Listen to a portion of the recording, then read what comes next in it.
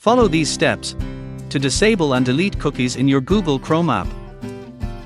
Inside the Chrome app, tap the More button and open the Settings menu. Next, select Privacy and Security Settings. Then open the Third-Party Cookies option.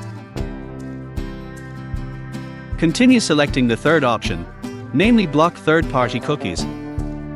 Then if you have a special website that will allow cookies, just enter the URL address here.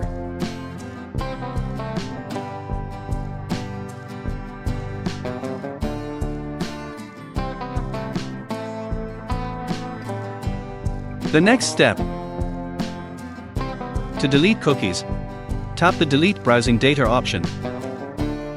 And here you can tick everything if you want, but the most important thing is to tick the Cookies and Site Data section. Then tap Delete Data. And you're done. With these two simple steps, you can now disable and delete cookies in the Google Chrome app.